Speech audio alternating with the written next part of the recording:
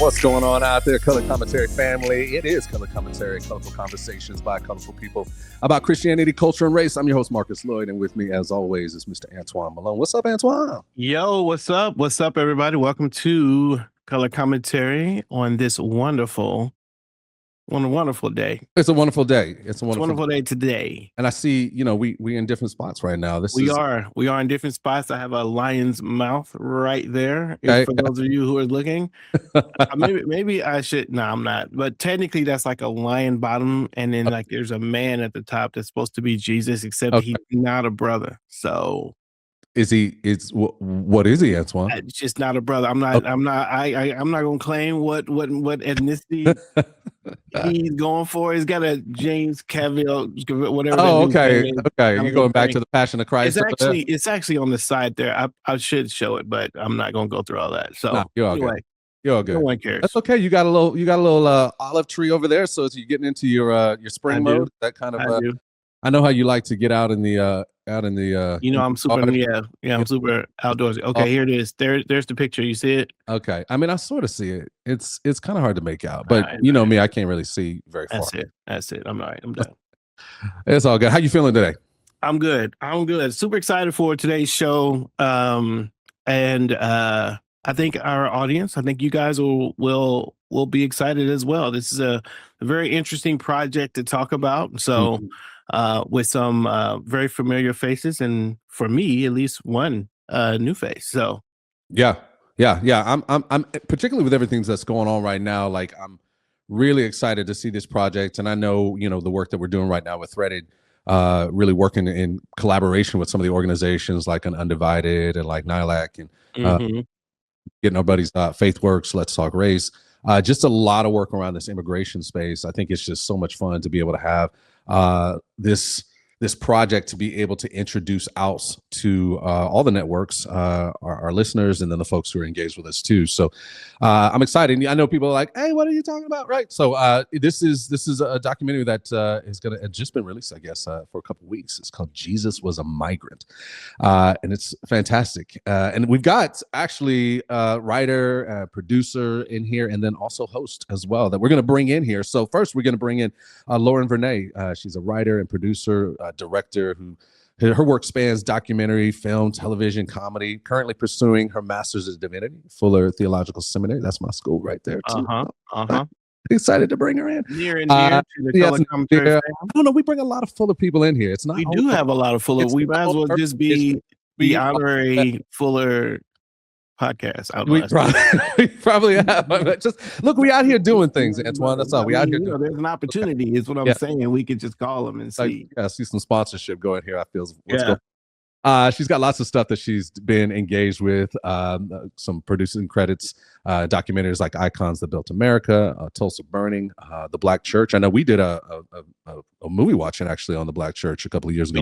We did watch party. Yeah, absolutely. Lots of different things. What I like too, I'm excited because she's a graduate of the Second City Conservatory program too, which I love. Performs stand-up regularly at the Hollywood Improv. Wow.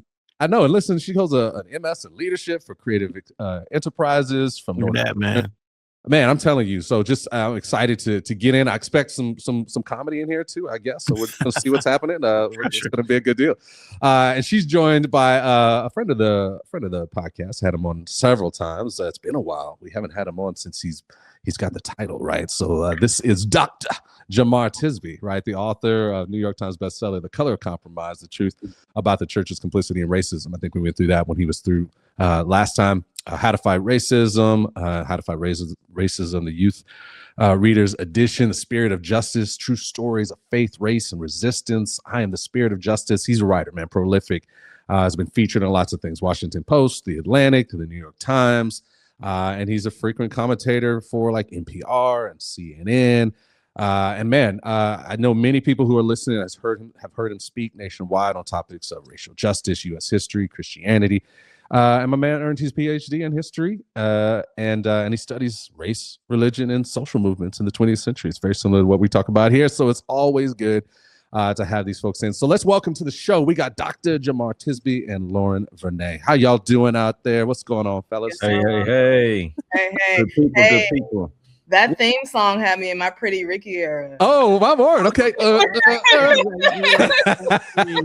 go. I know you was about 5 years old when Pretty Ricky was. I know you I was thinking the same thing. It was like, I'm like, what do you know about Pretty Ricky? Pretty Ricky, what they call it. She read about him in a history book. That's right. That was part of her. I know about Pleasure P. Okay. Did you grow? Now you in LA? Did you grow up in LA, Lauren? No, I'm from the suburbs of Chicago, the suburbs of Maywood, Illinois. Okay. Yeah. I was definitely in high school. I with it. Look, if you in high school, we're gonna give it to you. Most of the music, all we hold on to is that high school music anyway. So it's all good. It's all good. Now I'm excited to have you guys in here just to talk generally, but obviously the reason we brought you in here is because you just made this amazing documentary, and so I think we want to just kind of give a sense of like what it is. So like Jesus was a migrant. Like who came up with the title for this documentary? Where did that come from? Oh, that was me. Getting Phil. Yeah, again, that was me. All right. Okay. So tell us, like, you're making this documentary. What's kind of the thrust of this documentary? What are we looking at here? Yeah, so the documentary is pretty much a theological take on immigration reform told through the eyes of a very specific group of asylum seekers who are currently stuck at the Mexican border. Okay. So pretty much I met Jemar / Dr. Tisby last October and at Fuller. Of course. Where else? Yeah, where else? And I actually seen him in another documentary doing some interviews, this awesome doc called Black and Evangelical. And I was like, yo, like I really loved what you were saying in there and everything like that. And I do documentaries as well. Wasn't even like trying to pitch or whatever. It was just more of like, yo, you know, I see you. And then he was like, I want to make documentaries and, you know, we should talk. And so he followed up a few months later after he had got done with the FaithWorks border pilgrimage. So, I mean, I know y'all familiar with FaithWorks. So they had just had a pilgrimage in October 2025. Kevin, Jemar, Stephen, they all went and they got footage. And so when he got back, Jemar was like, you know, yo, I really want to make a project, a documentary around this. Check out the footage, like, let me know, you know, what you think. And so it kind of all just took off from there. He put a lot of faith in me with, you know, helming a project because I've produced a lot, but this is my first time directing. Nice. And so from there, I looked at the footage and I was like, yeah, this is impactful. This is gonna rock the church, rock the world. It just felt like of the moment, and it felt like the Lord was behind it. And so from there, came up with some very rough treatments and outlines and ideas, came up with some very bad names. I think the first name was Jesus at the border, Jesus is on the main line. Tell them what you want. Different things like that. And I was like, yeah, that's not quite hidden. And one day after, you know, just doing a bunch of scripting, the name kind of came, like Jesus was a migrant. And I felt like it expressed the total scope of what we were trying to tell and the argument we were trying to make. So it made more sense. And then from there, just figuring out the story. I mean, it's so many ways you can spin it, but I think for me, laying the theological foundation was the most important part. And then everything else built from there. I shared at the premiere we had last week that the spiritual foundation is really the foundation for everything. And if you don't understand that, you're not going to understand the political side of things, the legislative side of things, the relational side of things. So I think you really have to make that clear and explain it. So that's pretty much what we're doing in the doc. It's taking the premise that Jesus was a migrant, breaking that down, because we've gotten a lot of interesting commentators who are like, what do you mean Jesus was a migrant? So, you know, like, hey, like, here are the scriptures. Here's the history, you know, flight to Egypt, all in, you know, in several different ways. I mean, coming from heaven to earth, you know, going all across the Middle East, and then the literal, you know, being a refugee, you know, fleeing to Egypt when he was a baby. And so we break that down, and then we really focus on the migrants at this specific FaithWorks partner shelter and let them speak in their own voice, tell their stories about the horrific things that they're seeing and experiencing. And these are people who are actively on the run. I mean, even at the end of the documentary, we explain that they're still there. Like this isn't like some happy ending with a bow. So they're still there, they're still fighting. But the beauty in that, and what we, what Jemar and all of them experienced on the trip, was that they still have faith. Not only do they still have faith, they have faith that kind of puts our faith to shame. And it's inspiring, and it's it evokes a sense of, I want that kind of faith in God. So that's a huge part of it. And then we don't shy away from the political aspect. And Dr. Tisby is our, master theologian, historian. He really breaks down how we got to this point, both legislatively, historically, as a country, and how that ties into race. And then Stephen and Anira really color everything. And Anira's experience as a Latino woman navigating this issue that's very close to her heart, that is affecting her friends and family, that she, she's a professional minister and, experiencing this on a day in, day out basis. So with the three of them as our guides, and then we have the migrants as our foundation, and then we're weaving in and out of different, the political, the theological, and the relational. But I'll kick it off to my amazing partner. Well, I do. I mean, it's so many great things in the midst of that. First off, we actually just had somebody from our team go down to El Paso to the border just last week, and the migrants that were in your video are still down there fighting, right? Like, so just the recognition of that this is an ongoing piece, and that it's still real time, even as people watch it now, right? And I think it's interesting that you got pushback in the idea that Jesus was a migrant, right? Like, for me, that seems like you just read his life. Like that's what it is. But I think that speaks to why it is so frustrating right now. I think as we deal with particularly Christians in the midst of this moment, and the ways that they are thinking about and talking about those who are migrants and immigrants in the space. I'm really Jemar, like what inspired you to even go down there to do the footage? And then were you thinking this footage would be a part of a documentary at some point? So what inspired you, and then what were you thinking in getting the footage? As a Black American, I am deeply convinced that our destinies are intertwined as marginalized people, as people of color. So I often go back to that MLK quote that injustice anywhere is a threat to justice everywhere, that we are caught in an inescapable network of mutuality. So for me, there's no division around justice. Justice for anyone will help everyone. Injustice that anyone experiences is going to negatively affect everyone else, even the one who is causing the harm. So I'm always deeply interested in this. My first short mini documentary was called Echoes of Injustice, and it was about the Manzanar Japanese internment camp in California. And I went up there with the Fuller Asian American Center. Wait, real quick, which Asian American center did you go up with? Yes. One? Okay, I just they need to go on ahead and pay y'all ad money, because the amount of free marketing, free advertising they're getting, right?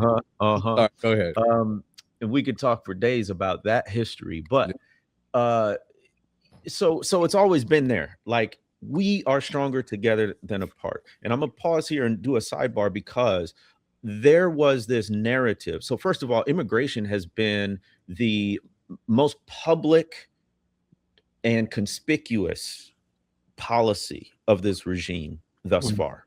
I would argue, at least until he started this war in Iran. Sure. But ICE in particular, right? And so within the US border, what this regime has determined to do around immigration, that's why, as Lauren said, it was of the moment. This is very timely. Let us never forget, they're killing people on camera no accountability. Let us never forget they're kidnapping people off the street, putting them in what can literally be defined as concentration camps. And they've tracked it's up to like 14 or so deaths just this year, and that's what we know about, and that's not even counting all the mental health and all the other complications, right? It is absolutely horrific. So we went to the border, and did I know it was going to be a documentary? I knew it was going to be a video. But the moment we stepped into the shelter and started to hear their firsthand stories, I knew it had to be a more robust story. I knew this had to be some sort of short documentary, if not longer. And so I knew before we left the trip. I didn't necessarily know going on the trip. And thankfully, I had crossed paths with Lauren at just the right time. Man, that's I love the lead in on that, right? To the inspiration of it. And I'm really interested because you said something in there that I don't think gets said enough. And I think there's maybe some barriers about this. You articulated this entwining amongst African Americans. I like to speak more into that. Like, how do we because that's something that, as in the work that we're doing, we see that there's almost a sense of like, oh, I'm glad it's not us right now. Right. I mean, are you guys feeling that and seeing that anywhere else? I'd love to hear. Yeah, I've definitely heard that sentiment. I think if we ever do a part 2 or outtakes of the documentary, we did speak to this. I feel like there is a little bit of ignorance to the fact that a lot of these people are African descent, Caribbean, African American. Like, we show a clip of an African American boy being like strangled by ICE. So this isn't some like, oh, that's all on them. Like, it is a very intermingled issue, and it's not being treated that way necessarily because we're not the African Americans aren't the primary target, but Latino Americans, Cuban Americans, like, these are dark-skinned African people. Sure. So yeah, I have heard that sentiment. I've heard the whole gamut. I've heard someone tell me like, shouldn't their own country fix this? Just a total lack of empathy and ignorance. I don't think everyone is ill-intentioned. A lot of it is ignorance and not understanding the policy system. We get a lot of comments like, Jesus will never enter here illegally, and it's like, we're not talking about illegal entry. So it's just like people have these things like ready to go that are illy formed and not based on anything substantial. So throughout the process, did it sound like you talked to a lot of different people? Did you talk to ICE agents or people who are from that point of view and hear a little bit about why they would step into that? Because I think it's potential that their why would be the thing that could be one of the things that connect the intermingling. Right now they're working from a thing that they're trying to get. They happen to be focused in this area, but to get what they maybe ultimately want to get, it's going to end up being a whole bunch of minorities that are in their crosshairs at some point. But anyway, I'm curious about that. I have a quick thing on that. I know Dr. Tisby can go in on it, but my quick thing was, being an ICE agent is a job, and just like, being a police officer, being a fight, like, these are people's jobs. I'm not necessarily, just how when David went to go kill Goliath, and a lot of people don't realize there was an armor bearer between Goliath and David. And the armor bearer was the one who was like yelling things, like there was a third person in between. So, but the armor bearer is not the person. He's not the target. He's not the source. So yes, you should probably reconsider your job if that is your job. But I think we need to address on a mass level the government structure, the certain departments in government that are employing and enforcing these laws. Those are the real corporates. So interviewing an ICE agent, they may have their own sentiments, their own, prejudices, but at the end of the day, I think you need to go for the Goliath. Maybe too anecdotal. Yeah. Yeah, but I'm curious what you think, Jemar. It raises a really good point. Short answer, no, we did not talk to ICE agents. Longer answer, I'm not interested in talking to ICE agents. Why? Because we need to center the marginalized. Mm-hmm. We need to center the marginalized. Let us feel the weight of that. In so many of our calculations around injustice, we are maybe inadvertently centering the oppressor. The reality in this situation is, who are the marginalized? It's the migrants at the shelter who have been in a shelter, which is not a home. This is not a place where you settle down. This is not a place where you feel comfortable. This is not a place where you put down roots. They are fleeing violence, poverty, and hardship from the place they grew up in the hopes that they can get to a better place, only to have this pathway, which was a legal pathway, by the way, shut down literally with the stroke of a pen. And I'll remind us that what happened in January 2025 is the president signed an executive order canceling something called the CBP1 app. The CBP1 app is literally an app on your phone where you can get information and you can also schedule an appointment to begin the process of asylum. Literally with the stroke of a pen, those appointments were canceled day of, no notice. Yeah. And so they were stuck. And the headlines moved on, but the migrants couldn't. So I think there's a theological level to this too.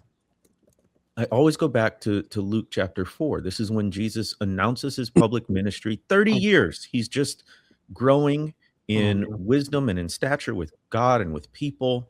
Nobody knows about him beyond Nazareth and his family. And then he goes to the synagogue and he unrolls the scroll of Isaiah, chapter 61. And he announces his ministry. And he says, he names groups of people. And those groups of people include the poor, the prisoner, the blind, the oppressed.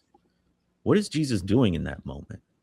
He's saying, my mission is about the people who society has cast aside, the people who get left behind, the people who are an afterthought. They're going to be at the center of what I do. And for those of us who claim to follow Jesus, we need to put those folks at the center of what we do. And that's what we did when we crafted the story in Jesus Was a Migrant. Yeah, I hear you. I mean, like that's I love that recognition of Jesus's first 30 years. To your point, part of the reason why he did that is because he had been them, right, for 30 years. I always say, you know, when I grew up in church, you'd read that passage, people would always kind of move to the spiritually poor, the spiritual captives, those kinds of things. But when Jesus is not talking about spiritual poor, spiritual captives, he's talking about the cats he played stickball with. You're right. He's talking about the people who weaned him in his synagogue and his schools, who cleaned up his knees when he fell and cut himself. Right. These are his people. He understood when he said the poor, he had faces in his mind of people who were the poor, those who were captives, those who had been oppressed in the area that he had been. And therefore, and look, it goes even further, right? Like he identified so deeply with them that we get to Matthew 25 and he says that there's something about your ability to make it into heaven by engaging and bringing aid to them, right? I identify so much because doing that is bringing aid to me, right? So I think that's a really powerful aspect of it sounds like what you guys were doing in the midst of the documentary. I'm curious, like, how are people resonating with it? Like, it's been out a couple weeks. Like, what are the positive things that people are bringing to you as far as that's concerned? Yeah, it's been an overwhelming response of, I guess I would describe it as a punch in the gut. Okay. A lot of people, I mean, from the very first, we had a rough cut screening at the end of February at the Compassion and Justice Conference with FaithWorks. And a lot of people in the room, a handful of them have been on the trip. So they're seeing their footage, you know, and their experience. And then some were, you know, had not and were very new to what we were doing. And we had a survey that almost like over half of the people filled out. And there was just a sense of like, this needs to be seen. So that's a reoccurring motif that we're hearing a lot. This needs to be seen. How can I get it out? There's been emotional responses. A lot of people feel like they feel the Holy Spirit moving throughout it. And then one of the really interesting things is, which was a goal when I was, putting everything together, we didn't want to give didactic answers as far as a call to action. We gave frameworks and, supporting faith works and, doing things in your own community, but we kind of wanted the Lord to guide people in their context in the best way for them to, leap to action. So Jemar and I just did a screening last night with a very large group of people, and the question we got over and over again is, what can we do? Yeah, sure. And it was like the same question like 5 different times. Yeah, all the time. Look, hey, we've all been in this work. Like, that's literally the question all the time. What's next? What do I do? But what I hear you say, I may articulate it, but what I hear is, and even going back to what you were talking about, Jemar, like just thinking about the censoring, the marginalized, like sounds like what you're doing in this film and with this film is like, no, we're gonna sit in this. Yeah. Sometimes you just got to sit and marinate and get it all over your body before you just immediately go off and then, we're going to do something. It's like, no, you hadn't absorbed all of this yet. You hadn't really felt the stories. You hadn't heard it all. This hasn't caught your nervous system where it hits you deep in the gut and you feel it kind of coming up whenever you see it happen. Yeah. That's kind of what I'm hearing you're thinking and hoping the film does and has been maybe doing, right? Yeah, no, it's a true blessing. But yeah, what do you feel like, Jemar? That's exactly right. When you center the marginalized, like the one, Lauren was definitely sort of the creative vision behind most of this film. The only thing I really said was, we have to get out of the way of the migrants' stories. Like, we have to just let those stories come through. And that is where the response comes from. That is where the reaction comes from. It's just because we're dropping it down from the level of policy to the level of people. Yeah. So many times when we talk about any issue, be it immigration or incarceration or whatever you want to name, it's about the issue.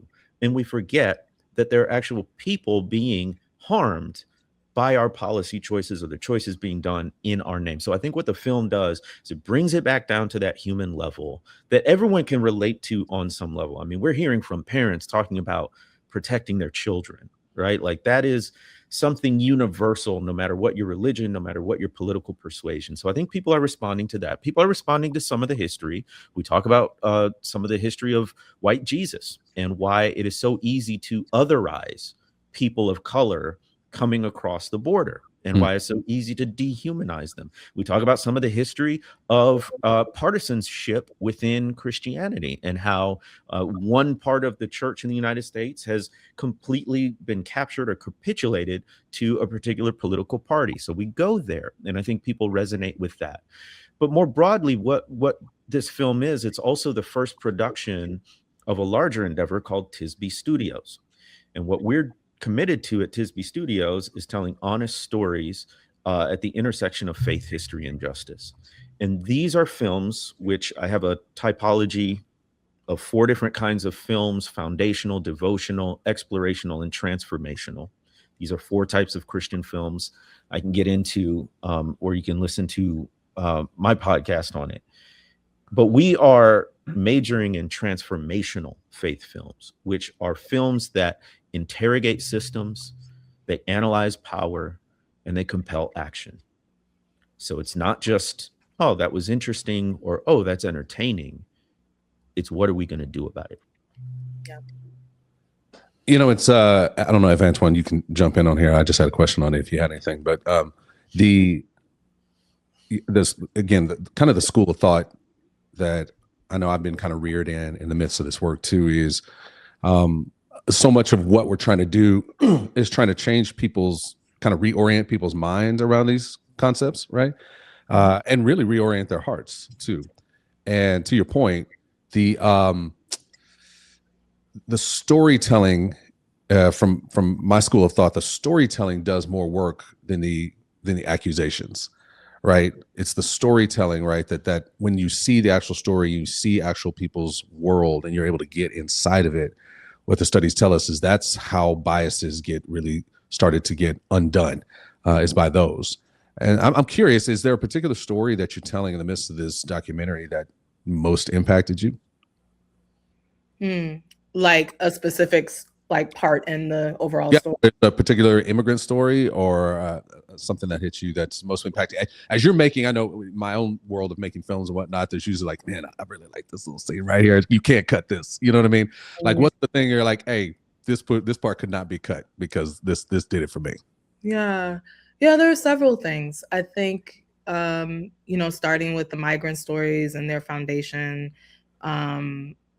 I mean, I guess I can talk about it. No need to have a spoiler. Oh, okay. But, that's fine. I didn't know if you wanted to give it to it, but go. Okay, cool. Yeah, we can talk. Let's do it. But yeah, basically we have a mother. They're not disclosing their names, so we have a mother in the beginning who is on the run with her 2 daughters, and she pretty much describes her husband being murdered and them trying to come after her daughter, and that was the motivation to leave.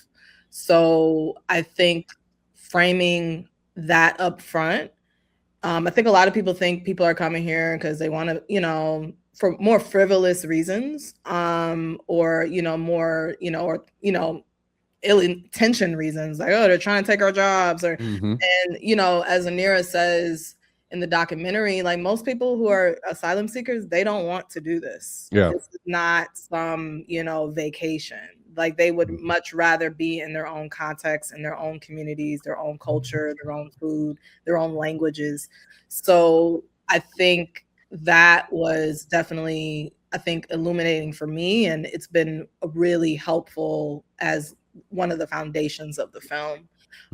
I think what I am really excited about and what seems to be resonating is the theological convictions, and even in people who are familiar with church and the Bible and everything. Throughout the film, each chapter has a scripture theme that speaks to what you're about to see, and these aren't the traditional scriptures you hear in the Sunday sermon. The Bible is very, as Stephen says from FaithWorks, the Bible is very one-sided on this issue. And so we really wanted to show those scriptures back to back to back to back. I was doing this thing at the rough cut where I did not want to show the scriptural reference because I'm like, hey, just go look it up. You don't need to know who said it. Do your homework. Like, I'm not going to spoon, because as soon as you see the reference, you may be like, oh, that's just the Bible. Yeah, but we did end up putting the references in there because some people were like, yo, like, I want to know where to find this. I want to know who said this. And I've never quite seen that scripture before. So, things in there like, do not oppress a poor and needy person. Cursed are people who withhold justice from the foreigner. Like, cursed. Like, these are very serious things. I feel you. And I think people are really reckoning with that. Seeing that back to back. Another scene that we tried to infuse a little bit of comedy, like literally 0.5%. Okay. I mean, I'm a comedian here. Well, that's the thing. Like every kind of the actor has some levity. Yeah, the actor in me, they always kind of talk about like find the humor. You know what I mean? Like I think that's part of it if you can. Just to kind of give people a breath in some cases, but also just to remind ourselves like that that's the dichotomy of the world. It's like I'm imagining, because of my own work on the border, like there is all your stuff, but there's also this joy that's there that you're like, where is this coming from, right? So I think that being able to capture some of that stuff, and even some comedy sometimes. So what are you talking about which scene are you talking about? It wasn't even like a intentional. I think the situation is so absurd that kind of made it comedic. Like as I was talking with Jemar and doing the interview, it came up with people are devoting their lives to a Middle Eastern man of color, and yet they're turning away people of color left and right. So that makes the room, like at our rough cut, like people were like laughing out loud. Yeah. Another moment was in also Jemar's interview, we kind of talked about the book of Revelations and the scene where all the nations are gathered around the throne worshiping Jesus. Mhm. And Jemar essentially says that, you know, if you're uncomfortable with diversity now, you're going to be really uncomfortable in heaven. That's right. So things like that. And so like the comedy comes from the absurdity of the extremely racist tropes and beliefs, and trying to reconcile that with a religion that is very colorful and founded on a person of color. Right. So it's fun, but it also kind of jolts you awake, kind of like my favorite comedian, Chris Rock. Oh, are you old enough to know about Chris Rock too? Back in the good Chris Rock years, the good Chris Rock, the earliest. blacker. How much for the older ribs? She ain't got the one rib line. She ain't got the one. She ain't on nothing. Yeah. So I'm curious. So if you guys were, I mean, obviously the whole documentary is communicating a series of ideas, but we've got you here now, and if you're sitting in front of a pastor or lead pastor of a church, and you know we're inviting them to this experience, what is the thing? Like, if you just coming out of your mouths, of course they're going to experience it, so they're going to hear and observe. But what is the thing that you hope for pastors to walk away with as leaders of their churches, and ways that examples of ways they may be inspired to act or to lead or to address their congregation as a result of the work you've done? That's a really good question. I would start with, have I not commanded you? Be not afraid. Do not be dismayed, for the Lord is with you wherever you go. Yeah. I think pastors are afraid. I think clergy are afraid to speak on these issues, to have an opinion on this issue. Even my pastor the other day, he's a fan of Dr. Tisby.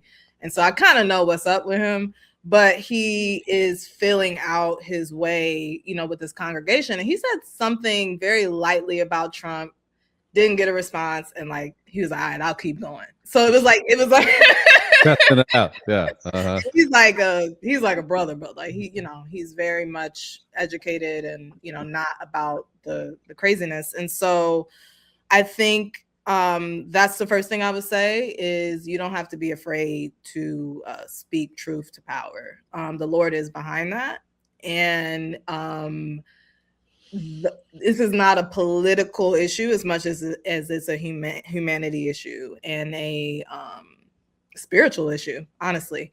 And so I would say Jesus Was a Migrant is a film for, I think Dr. Tisby has a similar view. We're marketing this as, this is not for people who are already decided as white Christian nationalists. Like, these aren't people, this is not for people who are like, they've dug in their heels, they don't care, troll you all day. Like, we'll leave the light on for you. We hope you'll come to the light. It's all love, you know, but love from a distance. And I think that this film is for congregations who don't know which way they should lean, or they're hearing things on both sides and they're confused and they're like, there's not a ton of resources, Christian resources on this issue that aren't super one side or the other. And so I think what we do is really lead you to Jesus and let you figure out the rest. And therefore, I think this is a resource that can play in different church settings with various political and even theological beliefs. So we're not trying to, this is not a partisan documentary. This is not an anti-Trump documentary. This is a Jesus-led documentary about human suffering with our own neighbors. And how do we reconcile that? It's the second greatest commandment.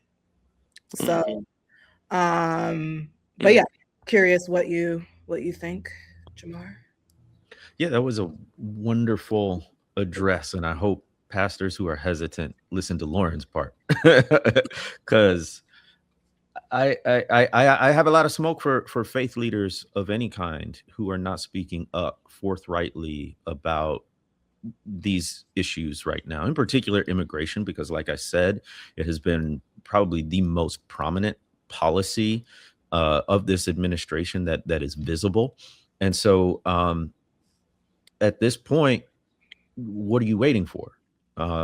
So I say again and again, this is not to persuade the white Christian nationalist, and it's not necessarily for the faith leader who hasn't found a way to speak up in their context about broader justice issues, but it is for a coalition of the willing. It is for people who are generally concerned, would not have any qualms about recognizing the humanity and the dignity of migrants, but who may not understand all of the nuances of the policy or the history. Mm-hmm. They're concerned, they're empathetic, but maybe they want to move to action. That's who this is for. And it's working, because the most frequent question we get after every screening is, what can I do? Mm-hmm. So one of the things that you can do as a faith leader is to start to be vocal about these issues. And I'm not saying it has to be every sermon, every sort of teaching moment that you have, but let's just take a recent example, the president versus the Pope right now. So we can focus a lot on what the president is saying and his minions are saying, but I'm very interested in the fact that the Pope, who's probably the most prominent religious leader on the planet, when he speaks up about peacemaking, guess what? The legions of Catholics now feel empowered to speak up about peacemaking too. So we can never underestimate the influence of a leader to either call us to a higher moral standard or to our lowest kinds of behavior. So that's where I think the responsibility to lead comes in.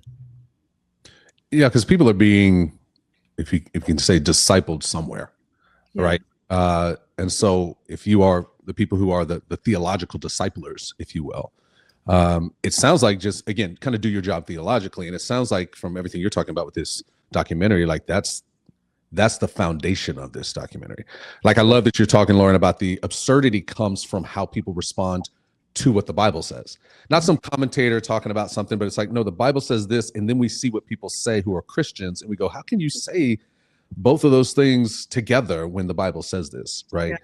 So that theological piece. So there's a relational piece that I'm hearing for sure with storytelling, a theological deep piece, historical even piece that's going on with that. And did you mention, do you get into, you mentioned you get into the political pieces a little bit. What are you touching on from a political standpoint in there in the documentary?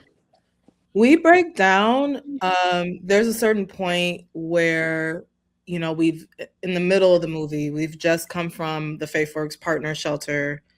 We see them praising the Lord.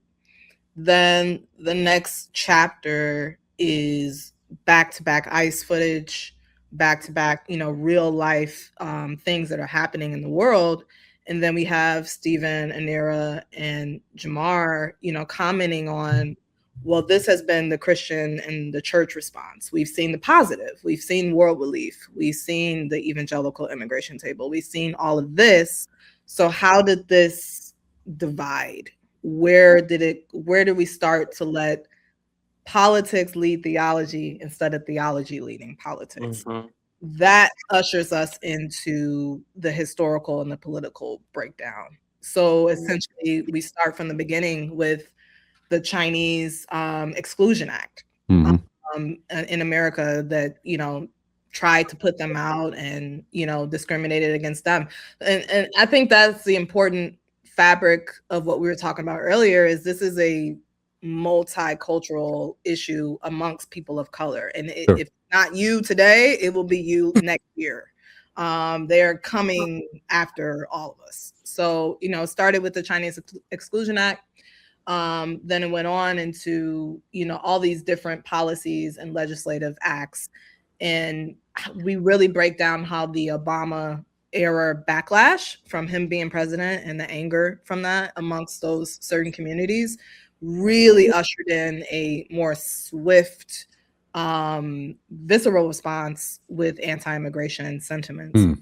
And so that's how we get into certain hate crimes and ICE ramping up and everything. So it's like this very weaving relationship between the theology, the current events, and the spiritual. It's all going in and out of each other. Because then the next chapter is the breakdown of how Jesus became white in Western society, who drew these influential pictures, how are they being perceived even in Black and brown communities.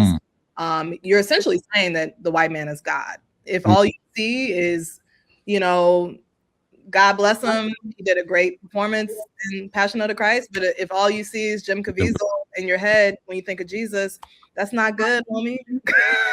So, we got to really come out of that. And it's white supremacy at its finest. I mean, they've done the work to ingrain that the white man is God. I'm curious, so much of what we're talking about, we've got a museum, a human rights museum here in the Dallas area. It's fantastic. They've got this room when you go in there that's talking about all the major sort of genocides that have happened over the last 150 years or so. And they start to really unpack sort of the things that you hear and start to experience in each one of those societies before these genocides happen, right? And so one of the things that you start to hear and you see as a kind of a pillar of what leads to genocide is this work of dehumanization, right? And so obviously when we're talking about immigration and dehumanizing and engaging with that as well, that's where I think you see a lot of that terminology going as well. You also mentioned this Revelation 7:9 sort of experience, everyone around the throne, right? And that's everyone. You know what I'm saying? In all aspects of race and color and ethnicity, if you will. And then earlier you mentioned also like the damage that's being done is being done to the oppressed, but also the oppressor. So in the midst of seeing all this dehumanization that's done and the damage that's being done to the oppressed, how do we engage the oppressor without dehumanizing them at the same time? Yeah. I just recorded a podcast called Stop Trying to Persuade White Christian Nationalists. Yeah. And I mean that from the bottom of my heart. And it comes from Mark chapter 6, where Jesus sends out the 12 and says, go into every village and preach the gospel. And but if they won't welcome you or listen to you, shake the dust off your sandals. Right. So is Jesus being unloving? No.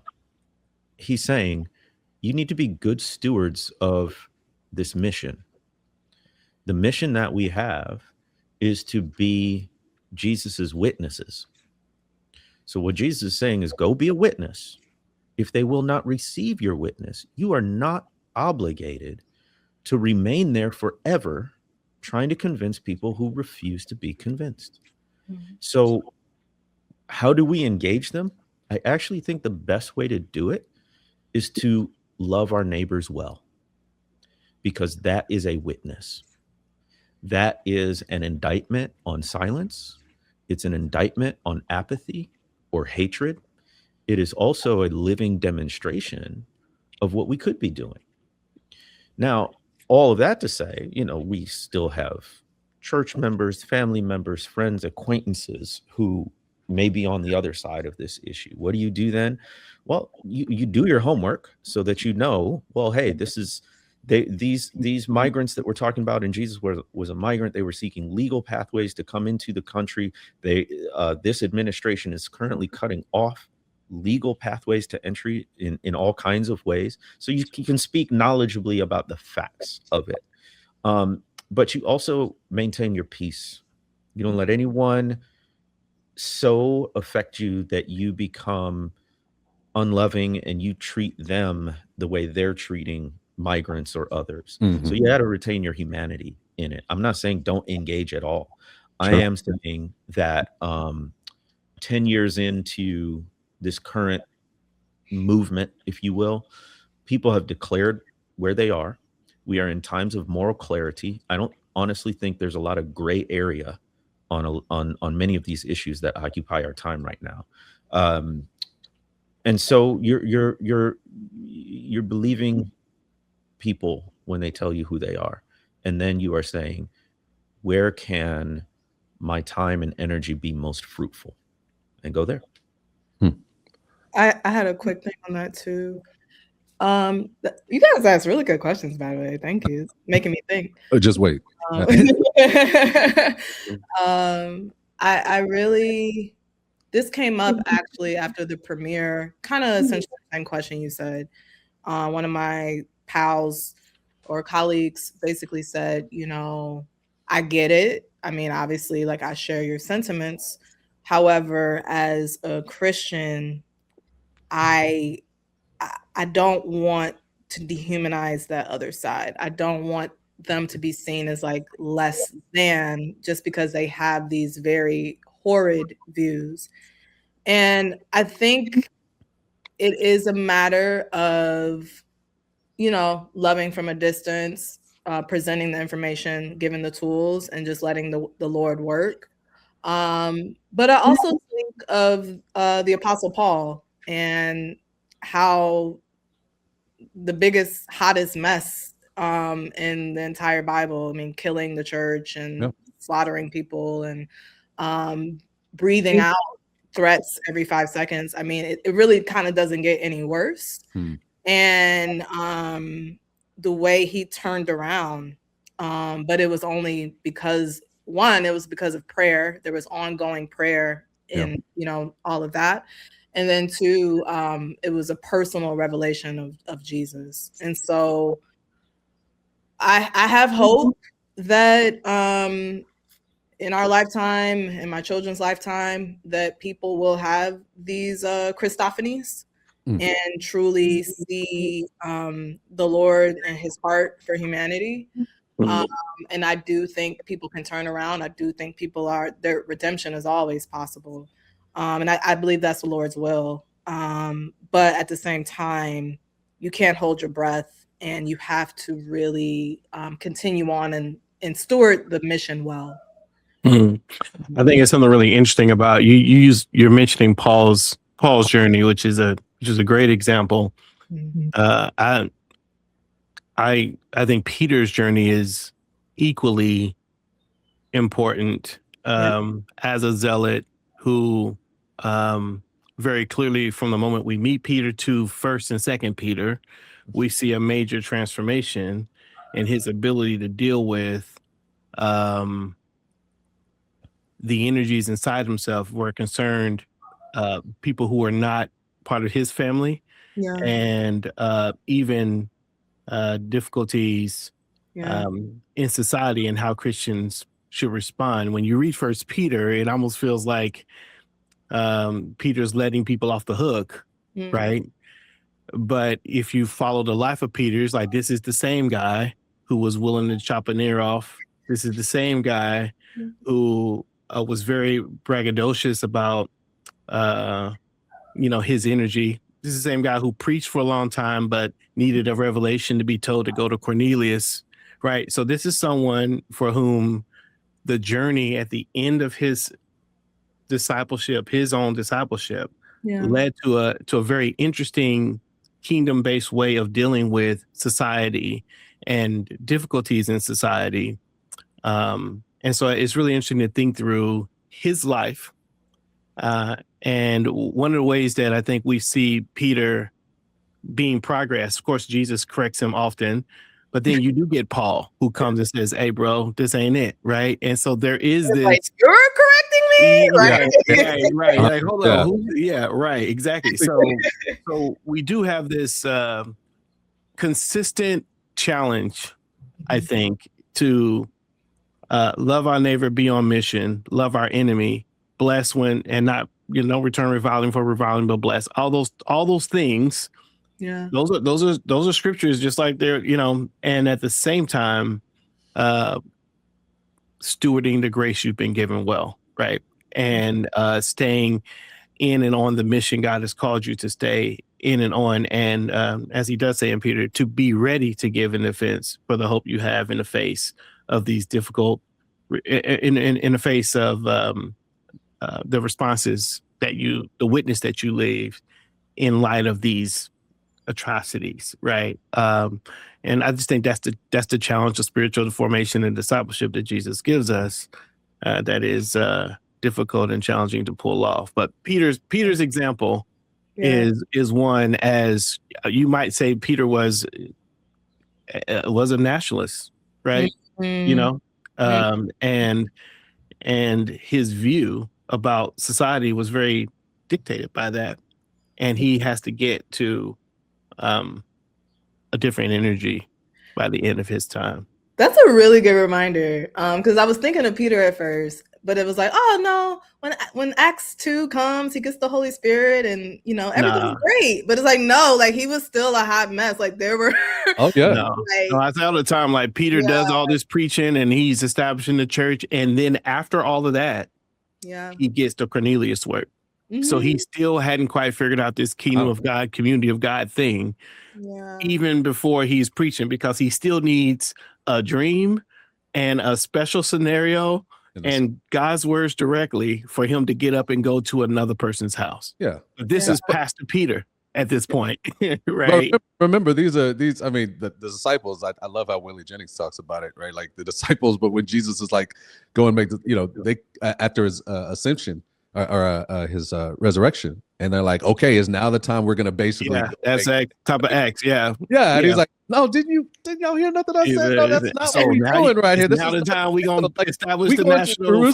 I know, that's what we're doing right now. It all flew over their head. And look, I think that's a powerful thing. And it kind of winding down with some questions that we kind of ask everybody then to come on. I think it's a powerful thing for us because we're in this moment right now in which we have to kind of really build some resilience to this work. And so one of the things we do is we have this curriculum called the Resilience Roundtable that really kind of helps people walk through a particular framework to build resilience through some spiritual practices. And it's been really well received and really helpful for me as I maneuver through this space sometimes. And so it's really 4 C's, right? Like it's concerns, curiosity, compassion, and celebration, right? And so there's questions kind of attached to those. So the first is, what are you concerned about right now? Like, you know what I mean? Like there's some deep concerns. And so we just, as far as the listeners, like what are you guys concerned about in the moment right now, today? And then it moves to the harder questions of like, okay, we're here on this side of the concern. What's your curiosity about those who don't share your concern? Like, what are you curious about as you think about to them and the ways they do it? And then in what ways do you find an ability to have compassion on the ways that they're doing what they're doing? And then lastly, what are we celebrating? And it leans in on this space of like, nobody sees themselves as a villain in their own story, right? We all see ourselves as a hero. So what is our heroic aspects on our side concerned? And then what are we curious about in the ways that people think on the other side that may think that they're heroic? It doesn't mean they're right, but it's an exercise of just thinking that way. So I'm curious first, what are your concerns? What are you concerned about? I would say I'm concerned of the apathy, ignorance, and selfishness that I see in the church and society. Not self-centeredness is a better way to put it. The world revolves around you, you and the homies, your crew, your your race, your religion. And a failure to truly engage the second commandment. I mean, Jesus gave a whole parable when people asked him, who is your neighbor? And he explained that like your neighbor is the op. Like your neighbor is the person who is, on that other side of the aisle.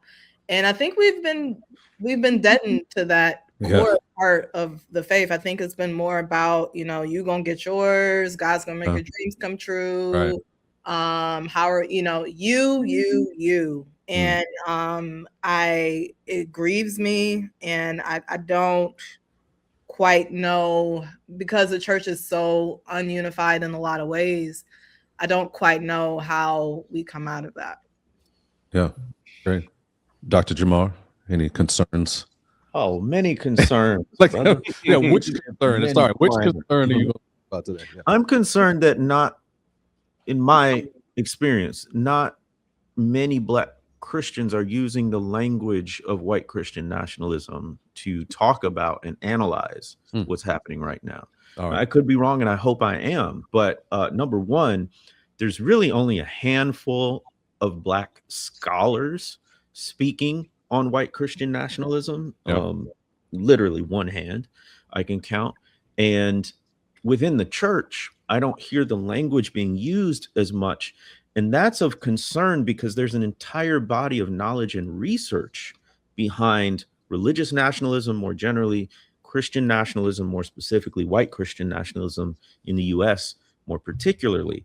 And that then gives you access to a whole lot of analysis and information to understand what's happening at the border or what's happening at the polls. If we don't understand the religious elements, particularly the white Christian nationalist elements of the things that are affecting us every day, we're going to be less potent in addressing them. Yeah, that's good. Yeah. So now curiosity, and maybe it's curiosity about you both mentioned sort of the groups and how they're engaging. How do you move to a curiosity posture with that? Like, what are you curious about on the opposite side of that?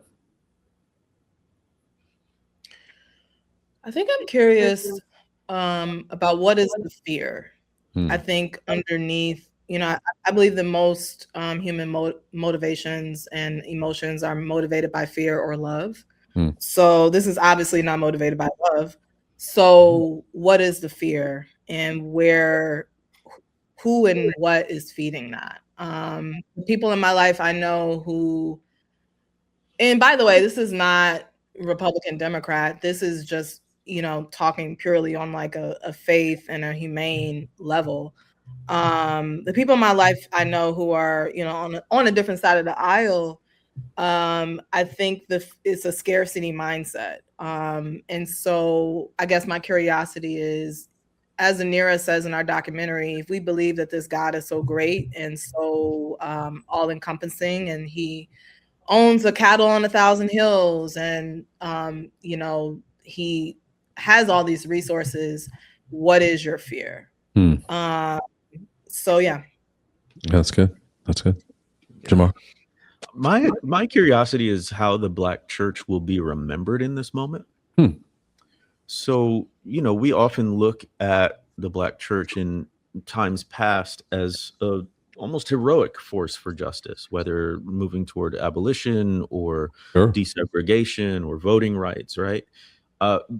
But I wonder how, in this moment, our actions or lack of action will write us into the history books. What legacy are we leaving in this moment? Because I believe we have an incredible and rich tradition of resistance, of prophetic critique, of what Martin Luther King Jr. called being the conscience of the state, not the master or the servant, but the conscience of the state. Yep.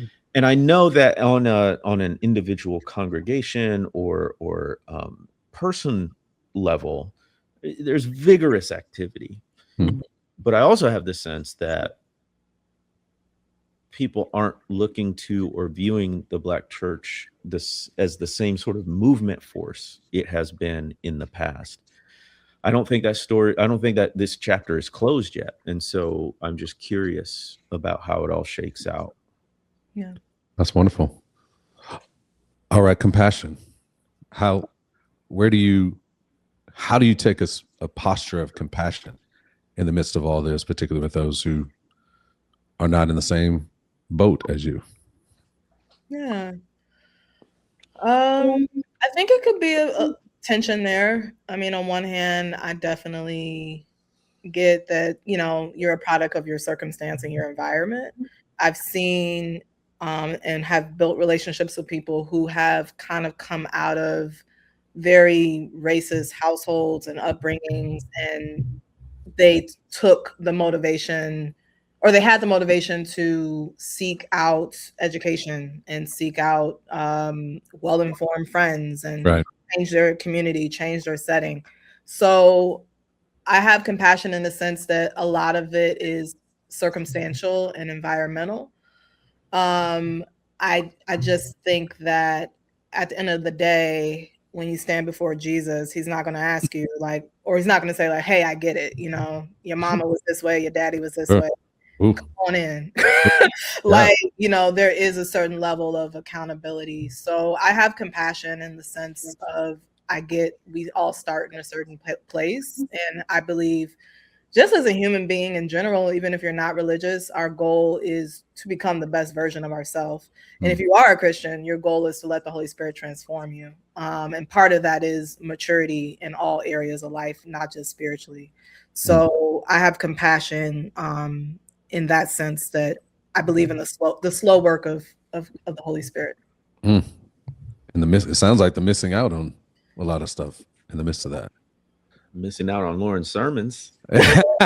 She's coming at it, right? I'm gonna take my Bible out and put an offering. I have compassion in two directions. One, I have compassion for the Black church and Black Christians because 2026 is not 1956, and we can't transpose everything that we did more than half a century ago onto what's happening now. So we're figuring out, which by the way, they were figuring it out then. Yeah, right. Exactly. So and there is action. I'm not trying to imply that there isn't. So I have compassion there, but I also have compassion for the people who are on quote unquote my side. And the reason is because, you know, there's that phrase where you're preaching to the choir, which the implication is, you know, you're already preaching to people who agree with you. But then sometimes people will come and say, well, the choir needs a sermon too. They're people too. They're going through it too, right? So I think the way we've been discipled in the U.S. church is, honestly, I think we've weaponized unity to the point of guilting people into staying in toxic relationships and toxic environments. Yep. We have this ethos, which spans the racial and ethnic spectrum among Christians, that you have to stay at the table, and that if you get up, then you're giving up on people, you're being unloving. Again, I don't think that's actually the scriptural view of it. Certainly check your heart. There can be bad motives around that, but not always. And so my compassion is toward the people who, because of their convictions about following Jesus and justice, they've left and they've lost. They've lost their church communities. Many of them have been estranged from family members. I know of a family that they won't bring their kids around their parents because of the horrible beliefs around that. And so there's a tenderness there, and there's also a sort of self-flagellation, a berating that we do when we want to pursue justice, because it can feel like we're never doing enough. Yeah, sure. You know, so I have compassion for folks who are trying to do the right thing that has cost them deeply, especially relationships, but also can be financially and professionally. And for the heaping burdens on ourselves that we have to be the ones to fix it. We have to be the ones to change the world. And I want to minister to them. And I hope this film ministers to them and says, you're not wrong for having compassion. You're not wrong for thinking empathy is biblical and not toxic, as some have said. And saying also, you don't have to do it all. God is not going to come to you and say, did you fix it? Did you find the solution? Yeah. No, the standard is faithfulness. Were you faithful to what I gave you to do? And then let God be God. It's wonderful. All right. Last question. What are you celebrating? Just in general? Yeah. Yeah. No, you can have a general on that if you want. Yeah. A lot. Very grateful in this season of life. I mean, I think the most immediate thing is celebrating the impact of this documentary. I believe this is just the beginning, and seeing people's hearts open up to something like this. I know people personally who've seen it who, don't necessarily believe in a lot of this kind of thing, and to see the way they're asking questions and leaning in and wanting more. One guy was like, I wanted it to be longer, like half an hour is not enough. And another person told me, like, it's just very well, I feel more well informed. I feel like I had more tools to think about this in a more constructive light that I didn't have before. So I think that's the win, honestly. I mean, that's why anybody makes documentaries, is to rock people and present your perspective. And I think the Lord is pleased. That is the true win. It is great that people love it, and I'm so happy, but I truly feel like we set out to do what the Lord told us to do, and he's gonna kind of take it from there. So yeah, that makes me happy. I love it. Good celebration. I am celebrating the liberty to say what needed to be said the way that we needed to say it. That is not something that everyone has. This is an indie film produced by an indie film studio. And those words mean something.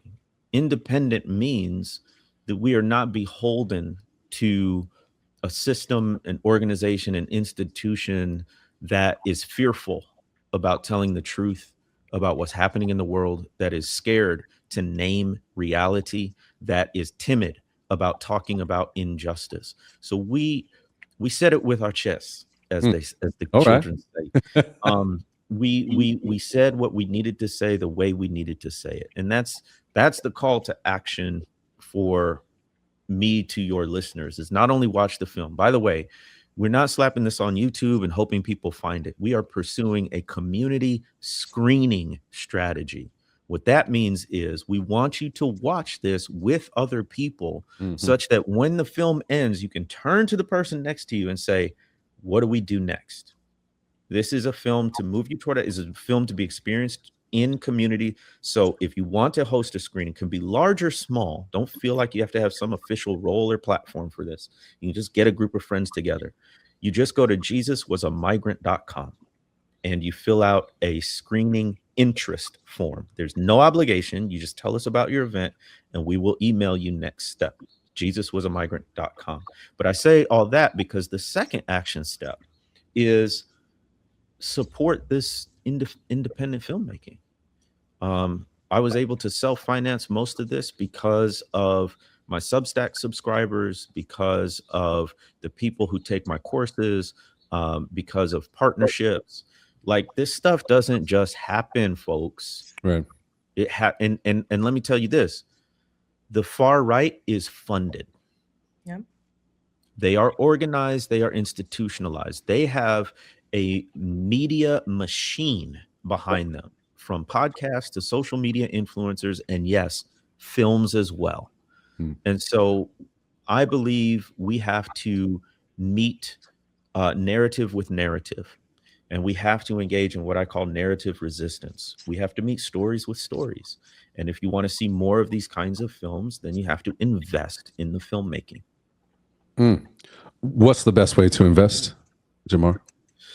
So if you want to invest in Tisby Studios, most of our support comes at jemartisby.substack.com. You can subscribe for free, and then you can keep up on the latest news, like when is the next online screening or something like that. But you can also be a paid or a founding subscriber.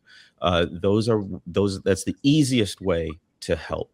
Then we can hire great directors like Lauren, and they can tell amazing stories. So I love that. That's fantastic. Definitely JemarTisby.substack.com, and they can also find you at Jemar Tisby on social media as well. And Lauren, LaurenVernea.com. That's right.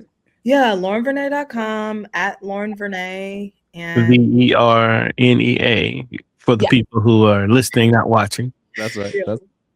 And you can book Lauren when you host a screening. You can book her to be there in person or online and talk about the film afterwards. We might have to get Lauren to come down now. There you go. And we might have to. We spent some good time here with her. And might need to do it.